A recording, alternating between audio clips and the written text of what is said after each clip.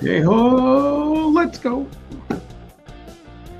Happy Friday, everyone. Hope you're well wherever you are. I am Sean Pugsley Martin. This is episode 110 of Pugsley's Pit Football Today. And we begin the show today as we do every week by asking you the question, where else would you rather be than right here? Boom, right now. On today's show, we're going to talk about Miami Dolphin quarterback Tua Tagovailoa and his return to the field. Apparently, he's going to play this week. His return to full practice after his third diagnosed concussion of his career. I hope it works out for him. I enjoy watching him play, but we're going to see about that and talk about him in a little bit.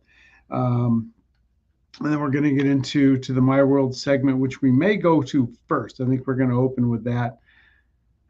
An awful weekend last weekend for the Husker Raider fans out there. Nebraska just went up to Indiana in a big prove-it game against an unbeaten team, ranked, and just got absolutely pounded, 56-7. It felt worse than that, to be honest with you. What happens when you're a team kind of on the rise a little bit. These things may happen. Like the Huskers, people, they have to go start and was like, oh my God, we're going to the playoff. We're not going to the playoff. We're not ready for that.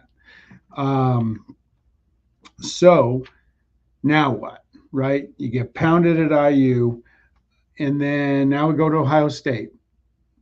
And you know what? We'll see how the boys do, right? Big underdog, 25.5 points. And this is kind of last week was a litmus test for Matt Rule and the Huskers. And you know what? They got drilled. Now, how do you respond? Do you got that fight in you? You're going up against a team coming off a loss of all things and a week off. So we're going to find out a lot about the Huskers. Are they going to lay down, or are they going to go in there and compete and battle for 4 quarters? We're going to find out. And like I said, we'll see. Hopefully Dylan Raiola can have himself a good game. The biggest problem I have with the Huskers right now is OC Marcus Satterfield, who I've never been a big fan of, ever, since he's been here for a year and a half, coming out this week and saying he didn't realize, the importance of ball control in the Big Ten. I'm like, hello, McFly. Seriously? You've been on the job in a year and a half. And what have you been doing the rest of your career? Ball control, running game? Basic rules of football. Basic rules of football. So this guy scares me. He always has. And he didn't do anything. He did next to nothing to give anybody any confidence in his ability and his play calling. So we're going to find out maybe a lot about Coach Satterfield, maybe a lot about the Huskers Saturday up in Columbus. It's going to be a tough go, but we'll see. And speaking of tough goes, coming off of terrible performances, the Raiders just a brutal 20-12 loss, or 20-15 loss against the Rams. Defense played well. All 20 points allowed came off turnovers. Minshew misery, man. Gardner Minshew has had a real tough go of it as the Raider quarterback. And, there's no blame for that. There was no quarterbacks available in the draft. You don't want to reach for one earlier than you think you should. That's not really going to help your football team. But this is a disaster. I mean, he's been terrible. We've had two good things about the season: Max Crosby and Brock Bowers. And the Raiders 2-5 going nowhere fast. The offensive coordinator Luke Getsy is terrible. He cannot be back next year. The offensive line has regressed since last season, especially Andre James. Is a Getsy system not conducive to the talent? I don't know, but it's just been an absolute disaster. Oh, and by the way, you host the Chiefs this week, so thanks. Yeah, I'd like to say I'm looking forward to my football weekend, but we're going to have to see about that. But anyway, let's get back to Tua, because I think that's one of the big topics going on in the world of professional football is and there's more to it than that. And so with that, I want to go to, as soon as I can get my screen off, our valued guest, friend of the program. There she is, Nicole. Hello. Adach. Let me give you a quick intro, Nicole. Third time here Yeah. Very excited to have you here. Coffee, got it. Need it. It's like my third cup It's a of the day. must-have. For those that don't know Nicole, mental skills coach out of Boston, the Boston area, former St. Michael's and 518 basketball standout. How are you today? I'm good. It's Friday. It's very sunny out. I'm good. I feel happy to be here and chat with you again. It's been a while now, I guess, almost a year probably.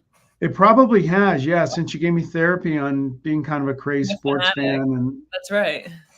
Yeah, actually, just so you know, I tried to follow your advice. My follow-up phone calls to the Oakland Athletics team president, Dave Cavill, were a little more civil for a little while, though he still hasn't called me back. So I wanted you back, one, because you're an awesome guest, but I also wanted you back to talk about Tua Tagovailoa, and he's coming back.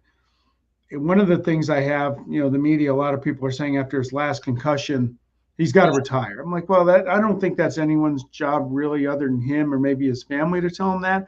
But I want your perspective on that. And athletes, we talked about it a little bit when Damar Hamlin, after what happened to him and you were on the show, but it's timely again. I know Tua's not going to, it says he's not going to wear one of the Guardian caps to help protect his area, but talk about athletes and overcoming injuries. And this is a brain injury. This isn't a turned ankle or something like that, but just the challenges that they face.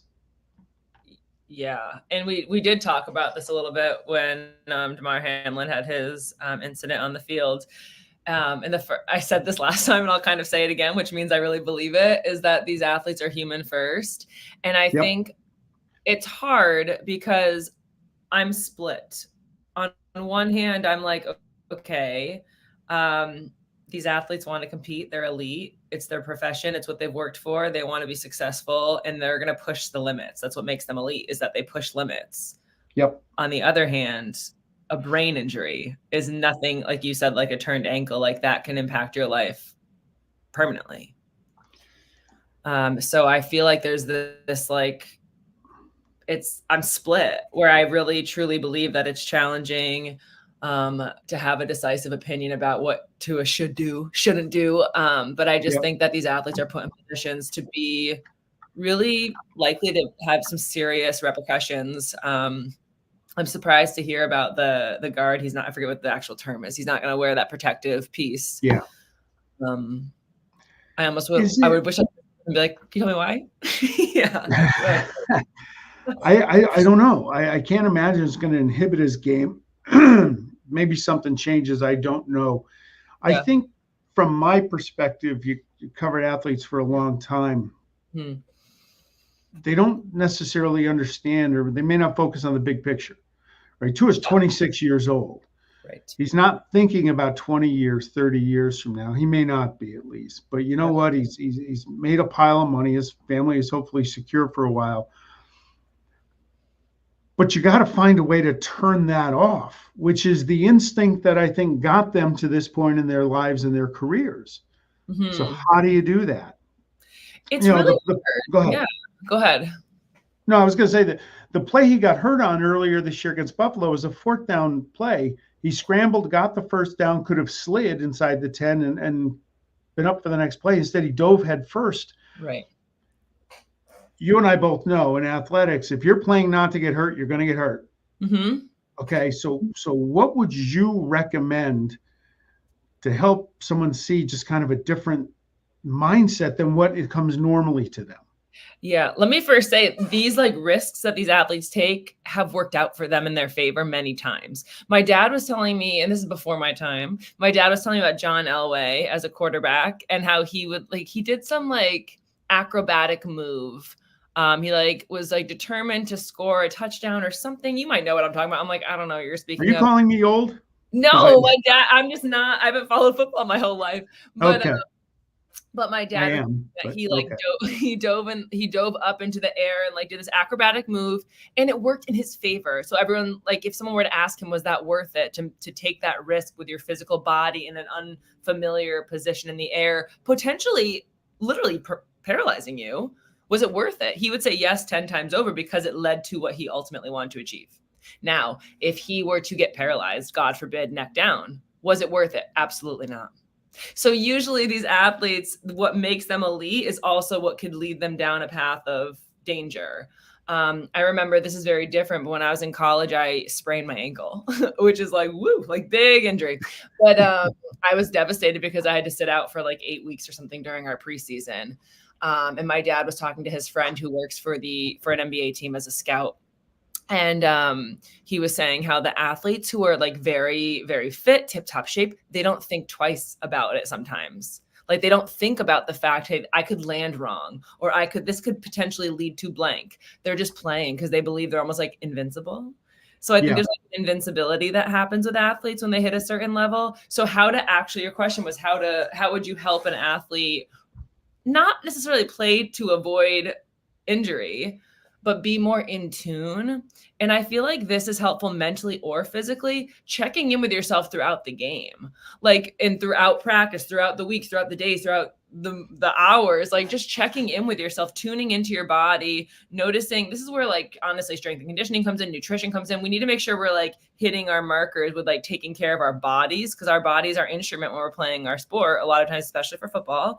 And then I think during the game as well, it's like almost like creating the skill set of awareness to make sure protection is like first nature. Yeah.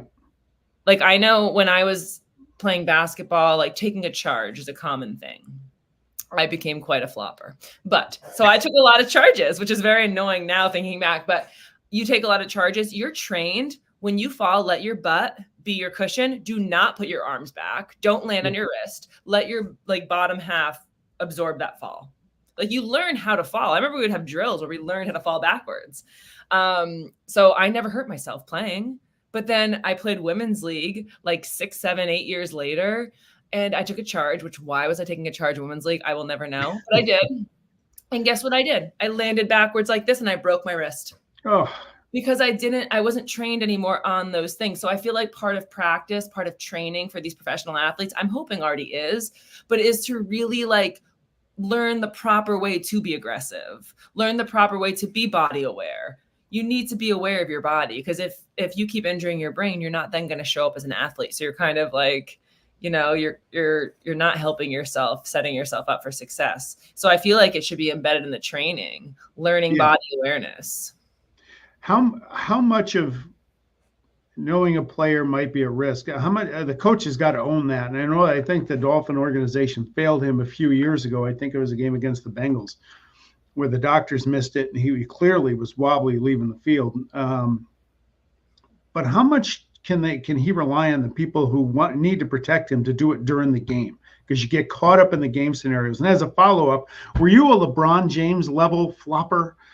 Okay. Have you watched the documentary Starting Five on Netflix? I have not. Okay. It follows 5 NBA players who are elite, and LeBron is one of them. I can't see watching LeBron as an athlete. I think he's a phenomenal person off the court, but I root for him to fail on the court, which sounds so mean. Like because he's a baby, he's a flopper, he's a dramatic, he exaggerates. Like, even though that was like kind of like me, not to that degree. Okay. But yeah, so anyway, so with him, like, I hope I wasn't like that. Okay. Regarding Tua and just like professional athletes relying on their professional, like their staffs around them, I feel like it's pretty necessary that people need to be there with the human's best interest. And let's not like, I think we're talking about this later, but like we can't ignore the fact that the NFL, all these sport leagues are businesses. Yes. They're money driving, like they want to make as much money as possible. So it's a business. So it's better for the Dolphins for Tua to be on the field, financially speaking, which sounds like really messed up, but it is a business. And I think sometimes we humans almost like forget that he's a human and like, wait, hold on. Is he actually good? And I also think I think about like the romanticizing of people who come and play when they're not 100%, like Michael Jordan's flu game. Everyone's like, oh my God, he was phenomenal. Like that was a sign of like, I'm obsessed with this and I'm going to get it done. I'm determined. But it was also kind of like questionable of like, why are we doing this? Like, why? How is that teaching us to take care of ourselves? So careers are short term. And I think the staff should have an ethical backbone. They should. Yeah. And you would think they would. By the way, we have some comments here, and yeah, one of our viewers did say that you did call me old, and that's fine. That's okay. Yeah, but I mean, here's the thing: the examples you like, Jordan, he was trying to win a title, and that's all he cared about. Even the John Elway play, that was to win his first. You knew what I was talking about? I knew exactly what you're talking about. I knew you would. Okay. Well, I'll tell you why. Nobody dislikes John Elway on this planet more than I do. So really, my mom's a Broncos fan, so I know you've shared that with me. I'm the Raider fan. Look over the shoulder. So. I see that. Yeah. But that was to win his first Super Bowl, and that's why he was doing that. Determined. I think it's a question of getting them to understand in the heat of the moment, you got to get away from your basic instincts that again got you to this point. Yeah. To understand, boy, if I slide and I don't take this hit coming up, the safety's coming to whack me. I got to be there for the next play. And that's where you hope the coaches and the doctors see big picture. He doesn't do it. Their season went right in the gutter as soon as he got hurt that night. Right. And now he may come back. And I don't know if they're going to be able to get back into it, but someone's got to see big picture that you need this guy on the field and as healthy as you can keep him. Well, that last part is the most critical, as healthy as he can be. Yes. Not just we need him on the field, period. We need him on the field at close to 100%, like physically, maybe not like performative, but like his physical being needs to be good.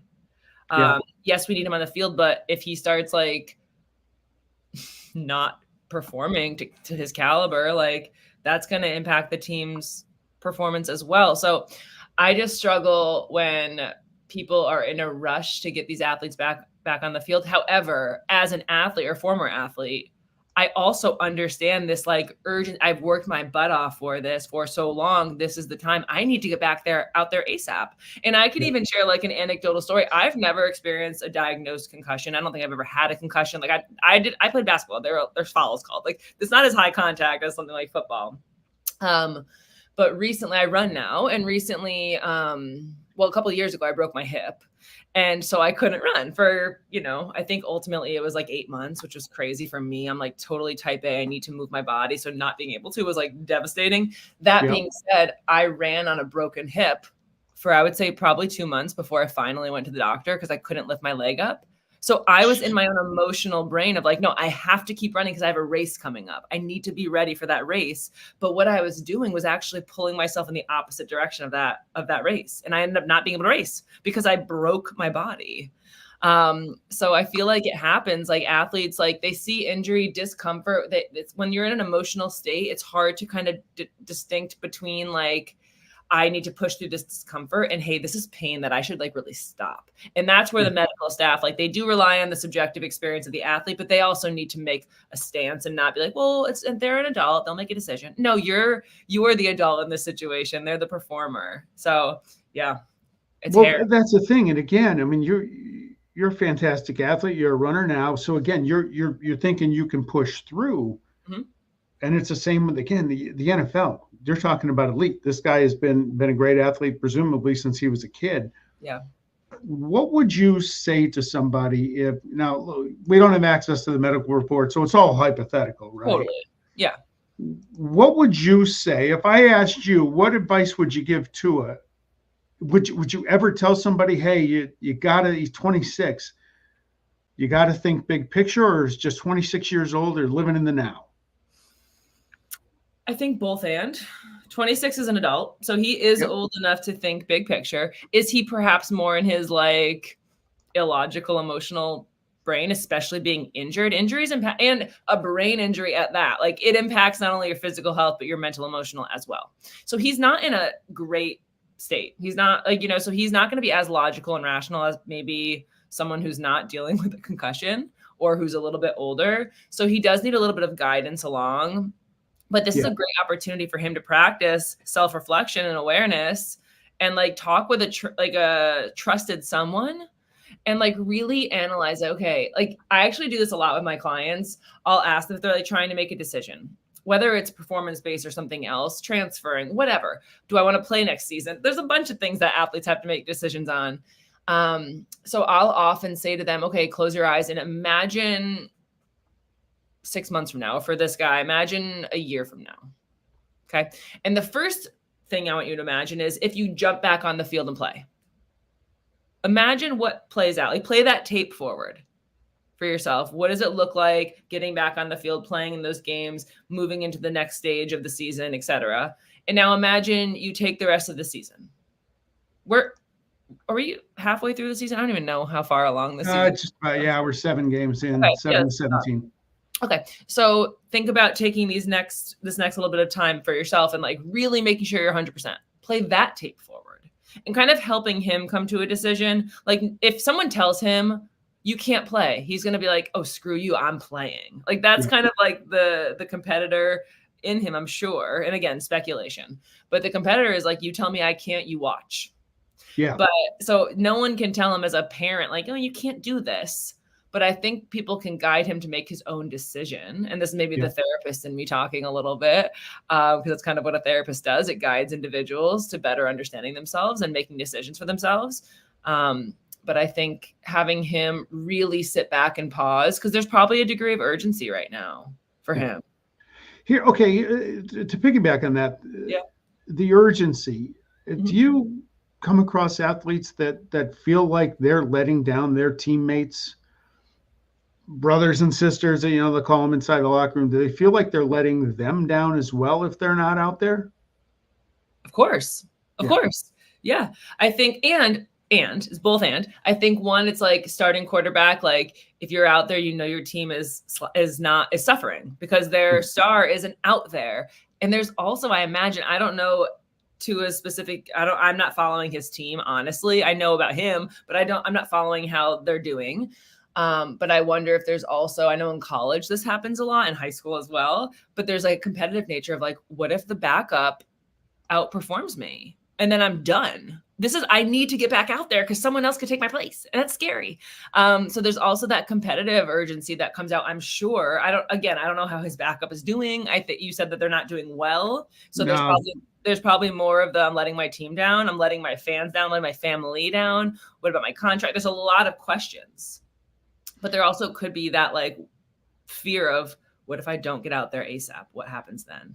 Think of like Aaron Rodgers last year getting injured right at the beginning of the season. It's like, like there was a lot of speculation and talk about what's next for him, if anything. So that's a good point, because if he were to get another concussion, let's say the business end of it comes in and Miami has to cut him loose, his big salary days are going to be over. Because he's always one hit away. And I like watching him play. He's dynamic. He's fun to watch. But he's at a point now where, as a fan, I cringe whenever I see somebody coming up on his backside that he's going to take a hit. Right. Because I don't want to see that.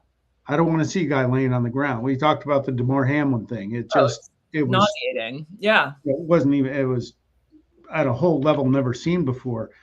And that's where I worry, but it's hard to see it because, again, these are competitors and this is the game they love, and no one is making them do it. I just want to have a happy ending for him. Yeah. And I'm sure too, there's a degree of like, again, like we've talked about this. I studied identity in school, athletic identity. And I always I always think through this lens, but I'm sure a lot of Tua's self-worth, self-esteem, identity is wrapped up in his ability on the field or his performance and his physical abilities as a football player. So for him to be sitting on the sideline any longer probably feels like he's like abandoning himself too. So again, these injuries impact more than just their physical body. So it's almost like he's sacrificing the physical right now with his decision to come back, but it might like he's sacrificing the physical to soothe his mental emotional that's been bugging him since he's been sitting in. All right, I want to pivot for a second. I know we're a football show, but since you're here and I know your basketball background, look, I'm not a big fan of LeBron, the Laker LeBron James. I liked him in Cleveland and the underdog city. Yeah. I wanted to get your thoughts on Caitlin Clark, her impact on women's basketball as a whole. Yeah. I love the men's. I watched more of the men's tournament last year than I had in a long time. Really? That said, I watched more of the women's tournament because of Caitlin Clark and Angel Reese and everything they brought to it. The WNBA players announced they're going to opt out of their collective bargaining after next year. Why not cash in while you can? Talk about Caitlin Clark and just her impact on the sport. Yeah. I mean, It's monumental, right? I feel like there's more. I mean, even I don't know the exact numbers, but there's more. Again, the business side of it. There's more money coming into that sport than ever. Yep. More attention, more fandom, more money, more everything is happening in that sport. And I would hate to just point the finger at Caitlin Clark, because there are other athletes as well that have led her to this point. There's that quote, like, I walked so you could run. Yep. There's like that idea. And I think like athletes like Sue Bird, Diana Taurasi, all those athletes, like they've made a name for themselves as well. Caitlin Clark is unique. She just brought a different spin to this sport as far as like the entertainment side of it. Yep. Because I'm not gonna lie, like I would rather watch men's basketball than women's basketball, and a lot of my friends would be like, "What's wrong with you?" It's just quicker, it's more entertaining. There's more people involved, like fans, like coming together for. It's just more exciting in my mind. And I played women's basketball, so I'm not knocking women's basketball. Yeah.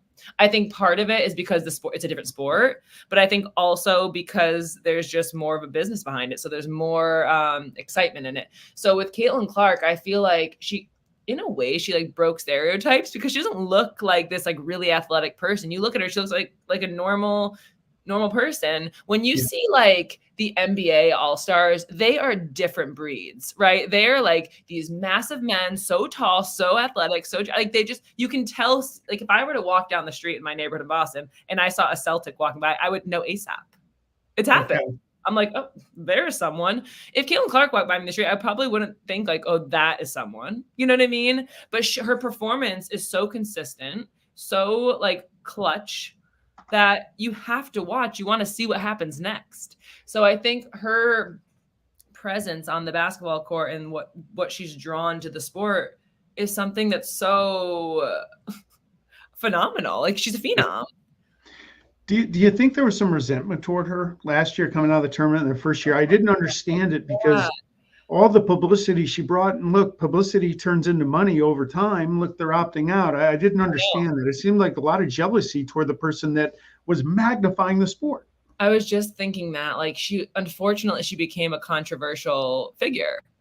People were like, the other players didn't like her. They didn't like, there was controversy about the USA team. There was like controversy. That was my next question, by the way. Yeah, we'll talk about that. But like, there's a lot of controversy that comes with her. She almost became like a politicized person, which sucks for the person. Like, she's just like a young lady who wants to do her sport and play her game. And now she's being like politicized, and people are saying different things, making associations. I think a lot of it is probably from a place of insecurity or jealousy from the athletes. Again, speculation. I'm not friends with any of these women, but I feel like they've been working their butts off for their whole careers. They've been working hard. They show up on the court. They work. They don't get paid well, but they continue to show up and work. And This girl does the same. Caitlin Clark worked hard.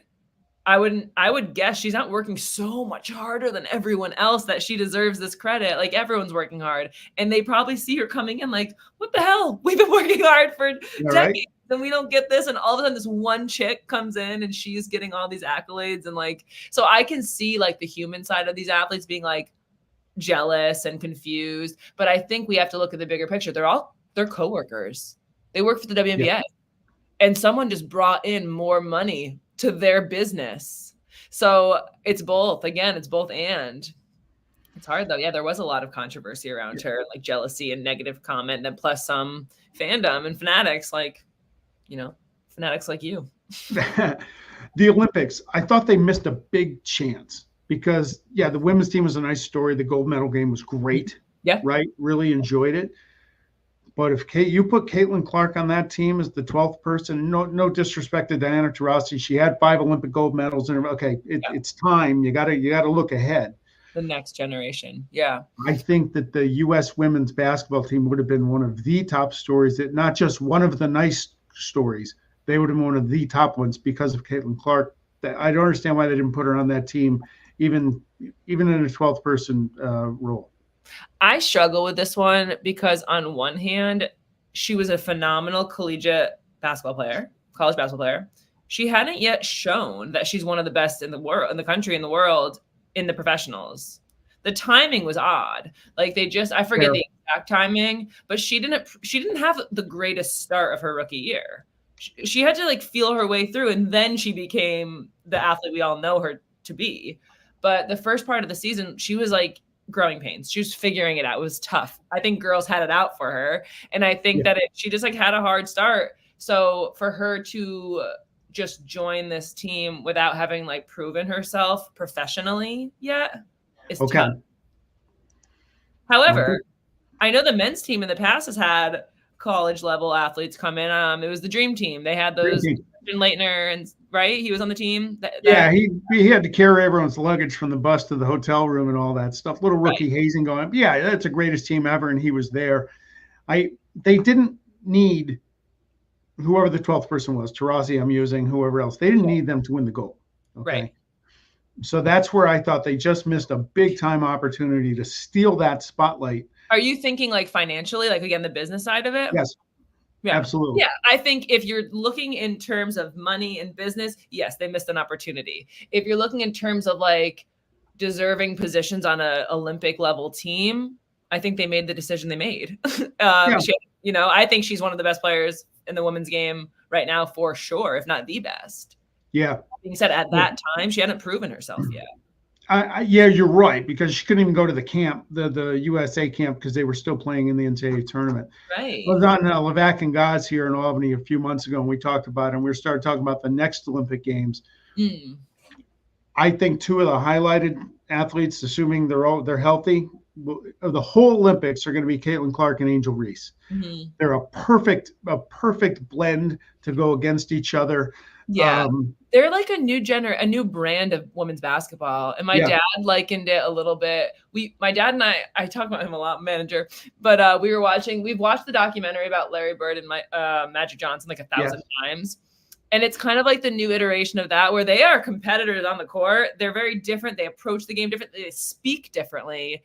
Everything is their games are different positions, these two girls, Angel Reese and Caitlin Clark.